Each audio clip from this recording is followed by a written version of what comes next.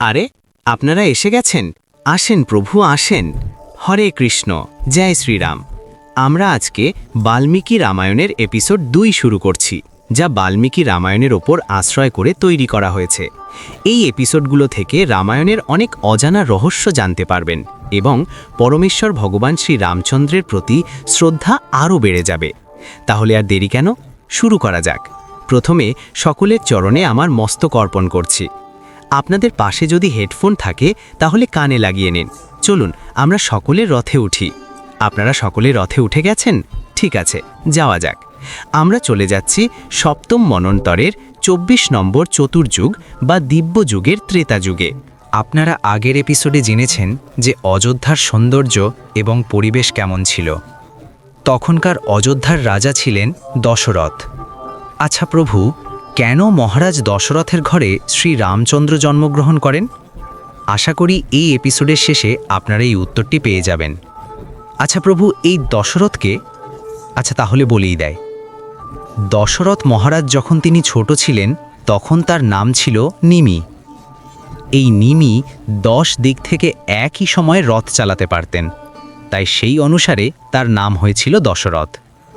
যেই 10 দিকে তিনি রথ চালাতে পারতেন সেই দিকগুলো হল পূর্ব, পশ্চিম, উত্তর, দক্ষিণ, নৈঋত্য, বায়ু, ঈশান, অগ্নি, ঊর্ধ্ব, অধ।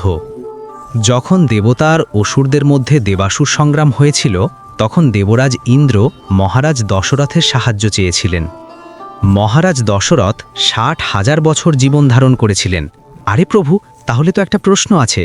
ত্রেতা যুগে মানুষের গড় আয়ু তো 10,000 বছর ছিল, তাহলে তিনি 60,000 বছর কিভাবে বাঁচলেন? আমার নিজের চোখেই দেখা। আমাদের গ্রামে এখনও এরকম লোক বেঁচে আছে যার বয়স হবে 100 বছরের উপরে। যদি আমরা পৃথিবীতে এমন ব্যক্তি খুঁজি যাদের বয়স 100 বছরের উপরে, তাহলে অনেক মানুষ পাওয়া যাবে।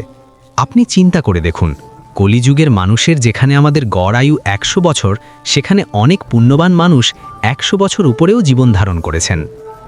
আর দাপর যুগ, ত্রেতা যুগ, সত্যযুগের মানুষের কথা কীই বা বলবো। মডার্ন সায়েন্সের দ্বারা জগৎকে জানা সম্ভব নয়। দশরথ মহারাজ এমন রাজা ছিলেন যে রাজ্যের পশু পাখি, মাটি, পাহাড় পর্বত, গাছপালা সকলেই তাকে শ্রদ্ধা ও সম্মান করত। এমন মহান তেজস্বী রাজা কেন 60,000 বছর বাঁচতে পারবেন না? তাহলে এখন বুঝতে পেরেছেন যে পরমেশ্বর ভগবান শ্রী রামচন্দ্র কেন মহারাজ দশরথের ঘরে জন্মগ্রহণ করেছেন। শ্রী রামচন্দ্র রঘুবংশে জন্মগ্রহণ করেছেন। আপনারা কি জানেন রঘুবংশের পরম্পরা বা আবির্ভাব কিভাবে হয়েছে? আপনারা কি রাবণের আয়ুকাল সম্পর্কে জানেন? আরে প্রভু, আমি তো আছি, সব কিছুই বলবো ধীরে ধীরে। ততক্ষণ কি করব? ঢাল রুটি খাও আর হরিগুণ গাও। হরে কৃষ্ণ।